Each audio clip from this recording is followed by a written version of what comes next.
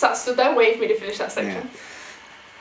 How That's what we care for if it stops recording. How do I know if it stopped? That red part will disappear. Okay, can I kiss? No. Please? I'm gone. Please. Love you.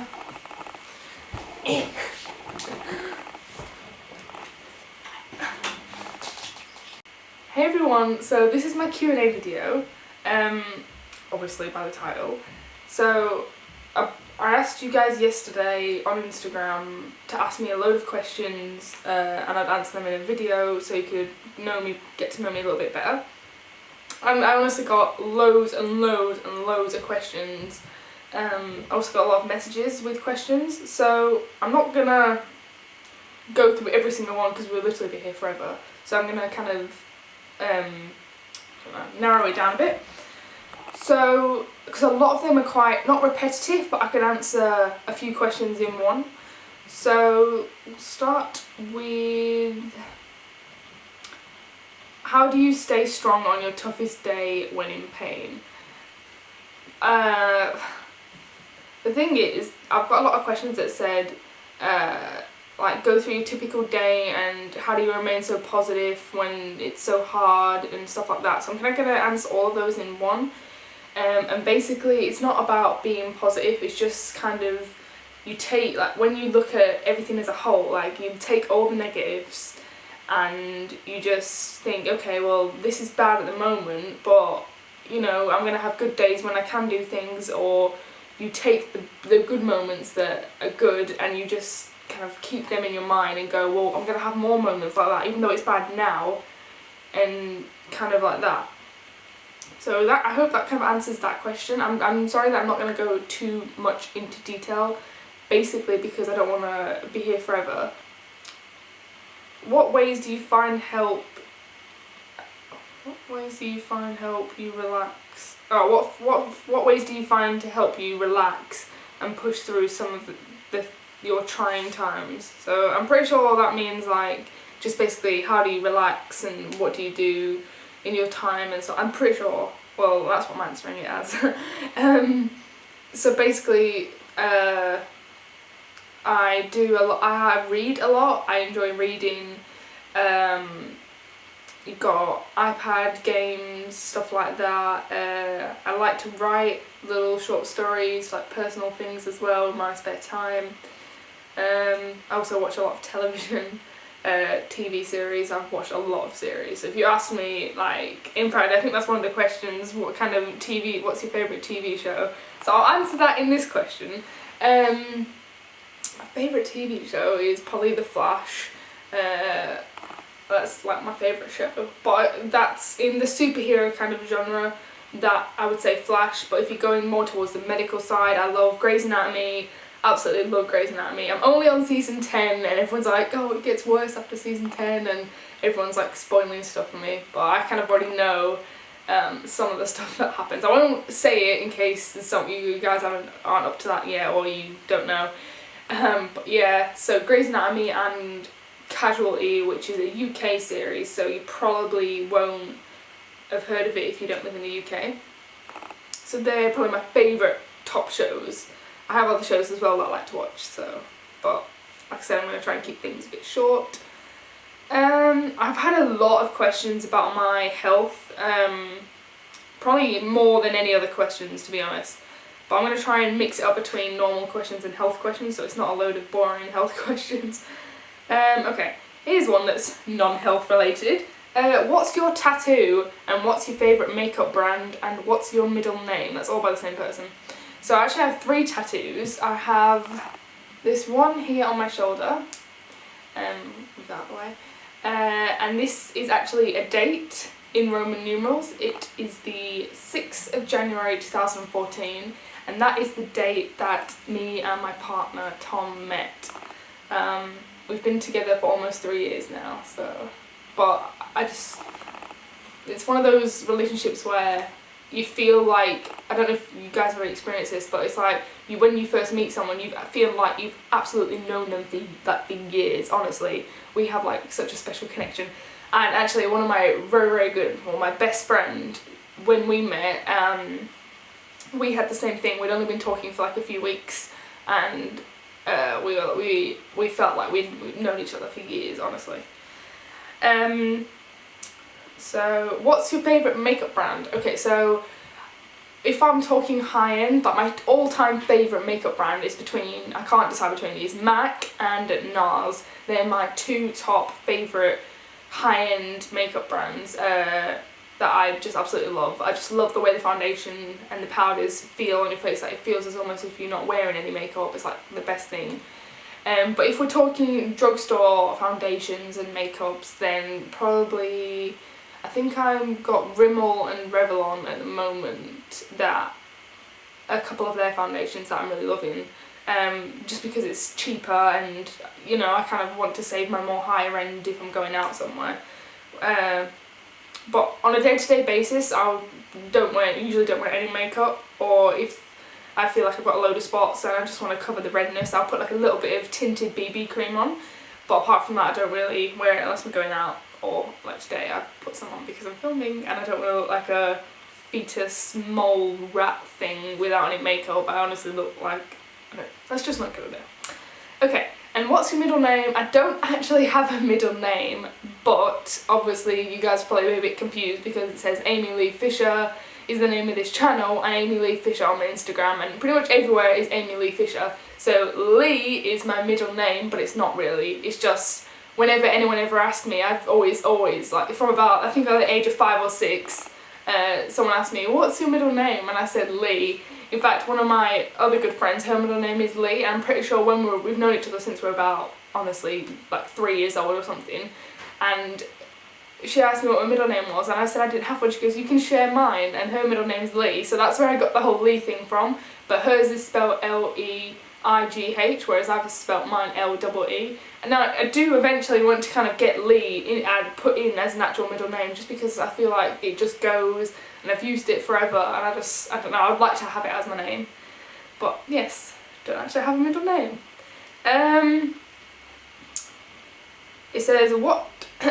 It says the next question is, what advice would you give to others with chronic illness?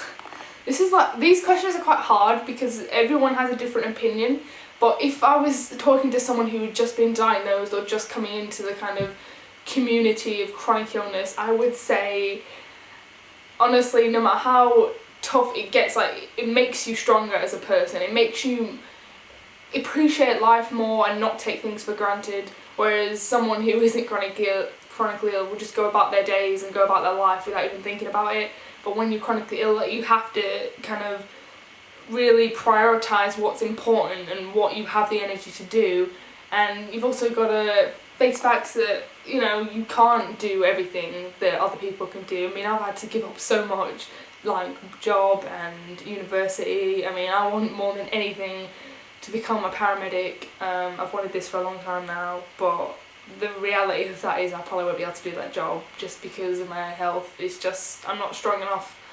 I mean, I'm not even strong enough to be able to go to uni yet, so yeah. So, don't want to get too down into that, but basically just try and remain positive and remember that when you come out of this, that you're going to be a stronger person and you'll feel better for it in the long run.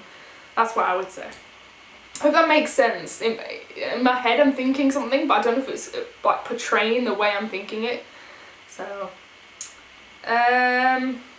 who is your biggest inspiration?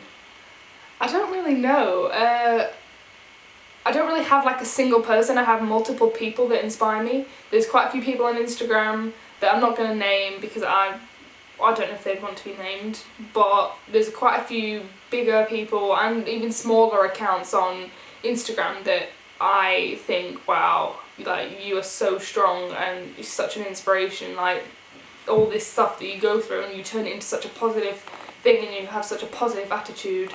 But apart from the spoony kind of people, my mum, my grandma, Tom, they're all massive inspirations to me. Like, they keep me going, they make me see things in a different way when I'm feeling down, stuff like that.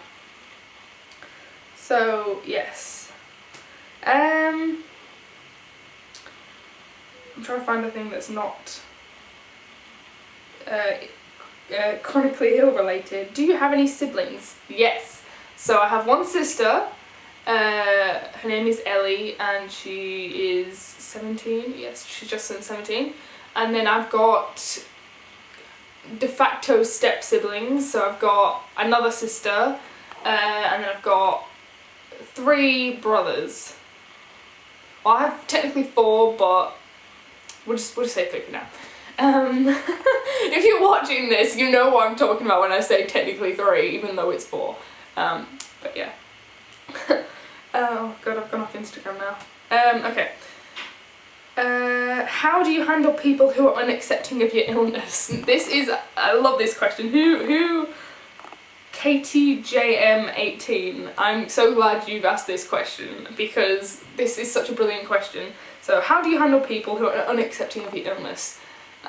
You can't do anything. You'll have people who believe that what illness or illnesses, because most of you, I know you have more than one thing going on. I have stuff that ranges from chronic fatigue syndrome to POTS, postural orthostatic tachycardia syndrome, all the way to hyperkalemic periodic paralysis, which is probably the most rarest condition I have. Now, there's a lot of doctors that I've met that have gone, oh, chronic fatigue doesn't exist and all this, and it's a load of bollocks and all that.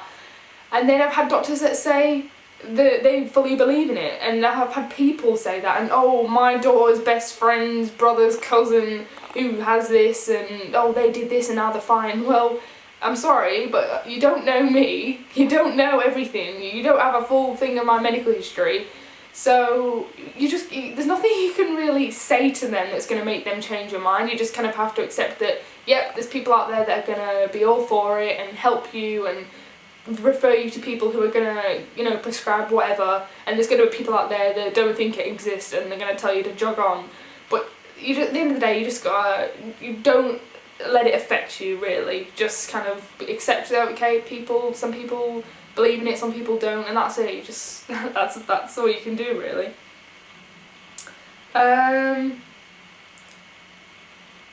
What's your favourite band / artist you like to listen to? I go through quite a lot.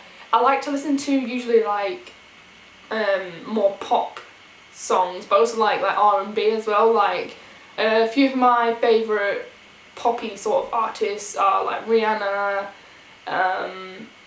Who else do I like? In fact, let's open my music. Let's have a look. Okay, my recent playlist. Oh, Justin Bieber. That's a big one. I like Justin. So I've got Justin Bieber, the Chainsmokers, DNC, that's that new band with Joe Jonas in it, Ariana Grande, oh, James Arthur, that's good, The Weeknd, and then more of my R&B type. I don't like this new iOS update, I have to say, but the R&B type things, let's just have a look if I can, I'll just name a few off the top of my head. Kid Ink, Kendrick Lamar, I guess The Weeknd kind of counts as that as well, his music's sort of like that.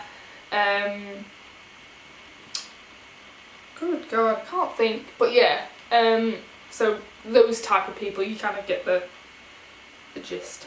Right, back to Instagram. Okay, how long did it take you to get officially diagnosed? Now this question's a bit confusing because I have a lot of diagnoses, and then I've got another question that said, what are your diagnoses? Diagnoses, I don't know what the plural of that is. I've got a health app on my phone here, like the one that comes with it.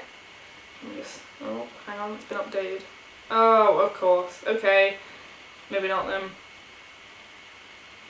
Well, I used to have a health app and I used to have everything listed along with my medications, but going off the top of my head, my main ones, so first of all, how did I deal with my diagnosis? Is the first time I got diagnosed, it didn't really occur to me, I just thought, oh, okay, I was suffering with really, really bad anemia. I think my hemoglobin was 3.2 or something like that, ridiculously low.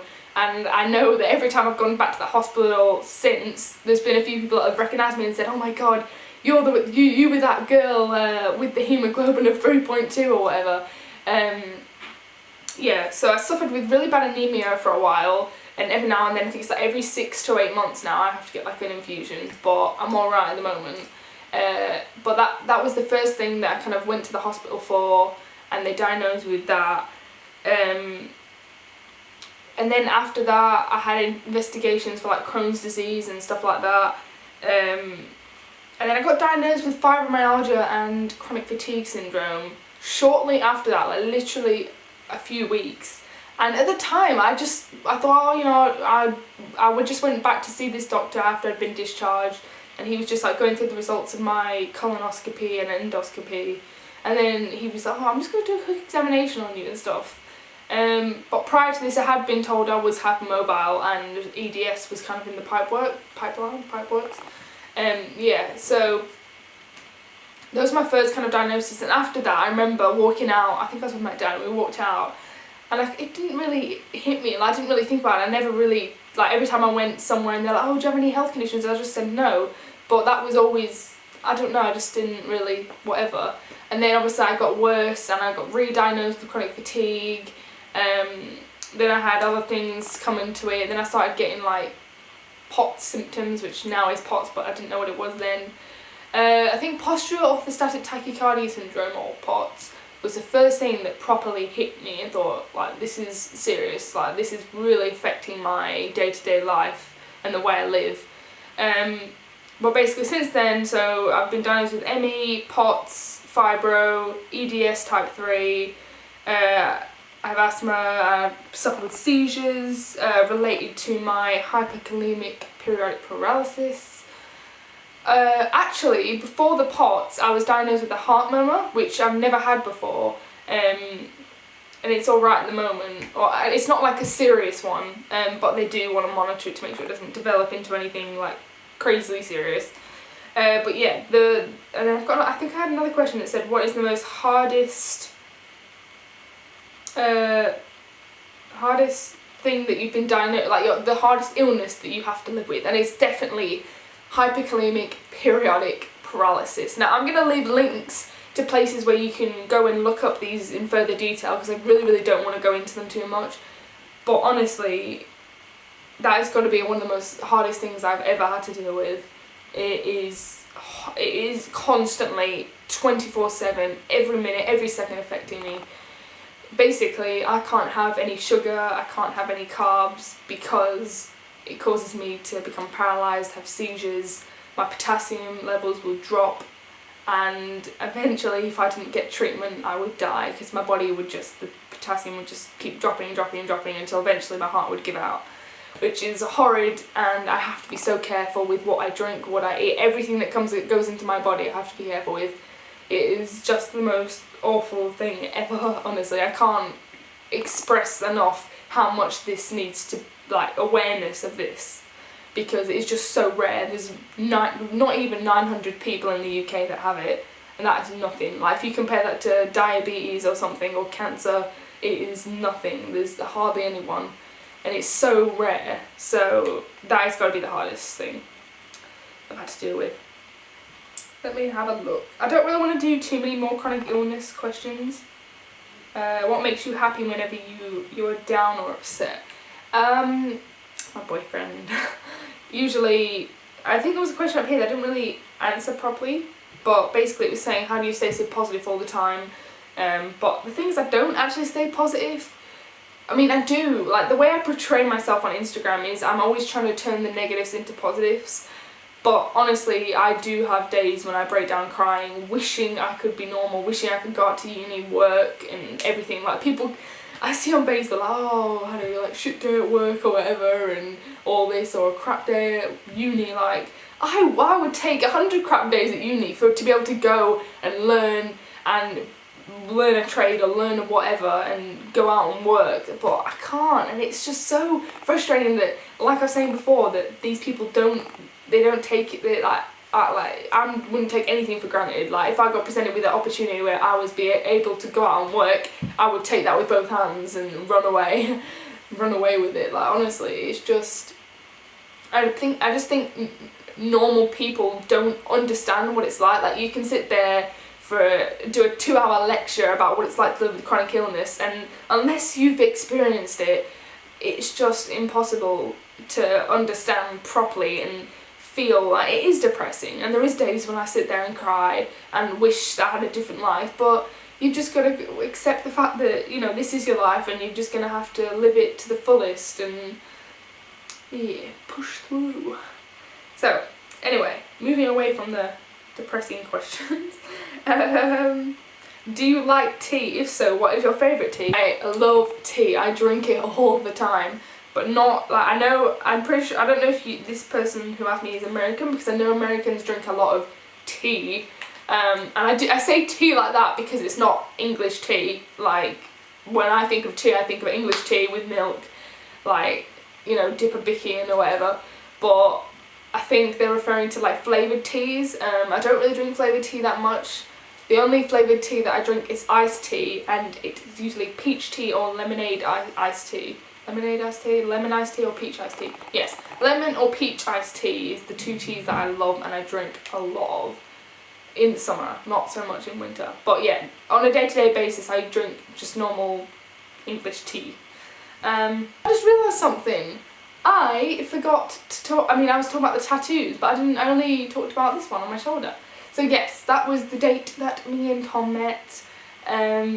I did want a Roman numerals tattoo across my shoulder or across my ribcage for a long while, but I didn't really know what to get, and then I thought, you know, I'm definitely going to go with this. I'm sorry if I keep looking up to the corner up there as well, because I have a monitor that I can see myself, so I can see if I'm in frame and what I'm doing. But anyway, so yes, that's the most recent tattoo that I've got. But before then, my first tattoo on my wrist, don't even know which wrist I've got on. So my first tattoo that I got is a little love heart. I'll come closer. You guys can see it if it wants to focus. There you go.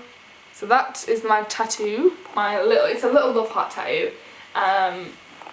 And I don't know why I got it. It doesn't particularly mean anything. I just think it looks really pretty, and I don't know, I just wanted a tattoo, and I thought that's the first thing that I thought, well, I had a few tattoo ideas that I really wanted to get. Like, I want to get a piece on either on my ribs or the top of my thigh, but I haven't really decided where I'm going to get it yet, and I'm kind of going back and forth between two quotes. So in the meantime, I thought instead of getting something big first, I thought I'll go with something small just to get used to the idea. But the next thing, I don't know how I'm going to show you this. I don't really want, actually no, I'm not going to show you this one. I'm going to talk about it, I'm not going to show you, because there's people out there with foot fetishes, so I'll insert a picture on the screen while I'm talking. But I'm not really keen about showing my feet on camera. So the tattoo on my foot it's like a little, if you ever had like, here's a bit of paper, if you ever had like a permission slip at school, and if you're wondering why this is here, we're trying to get something in focus before, but where you've got the dotted cut hairline and you had to cut off the permission slip. Well, basically I've got a cut hairline down the centre of my toe because I've got a twin toe. And for those of you who don't know what a twin toe are, you can probably see from the picture, but basically it's where they're joined in the middle here, so instead of having your toes being able to move around like this, there's a bit of skin, so you only have like a little bit at the top that you can move. So I've got a cut hairline across here like that. I actually have two twin toes, one on each foot. But it might have something to do with me being a twin, who knows. But it does run in my family. There's I think my grandma and her mom, I think, or her sister had a twin toe as well. Anyway, so that's it for the questions. I hope you guys got to know a little bit more about me. So yeah, that's it. I hope you guys like this video. My voice keeps going. I've done this outro about 5 times now. Every time I start talking, my voice goes off. Anyway, so that's it for this video. I hope I answered most of your questions. I know there was quite a few that I didn't, mainly because they're quite, not repetitive, but quite similar to other questions, and I thought I'd already answered them in previous questions. But yeah, so give it a big thumbs up, like, thumbs up. Comment down below what you thought, and if there's other kind of questions you have, and I'll probably get to them in another video, or other kind of video ideas that you'd want to see or want me to do. Yeah, and subscribe, obviously. I'll leave all my links down below, for like Instagram, excuse me, Instagram and Facebook and I don't really use Twitter, but yeah, I'll leave all those links down below, and also leave links to all my diagnoses in chronic illness, so you can have a look more in depth if you want to read a bit more about what certain things are. But I'm sure most of you, since you're coming from Instagram, will probably know anyway. But yeah, I think that's it. So bye. Do you like my candle? This candle. Oh god, it smells amazing. This is just autumn. It's so good.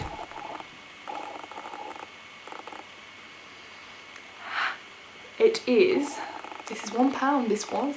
I'm sorry, I'm not in the frame. £1 from George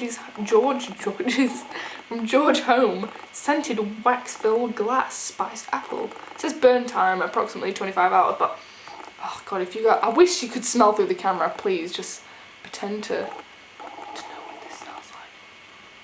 And we're not in focus. But What are you doing? I'm dancing.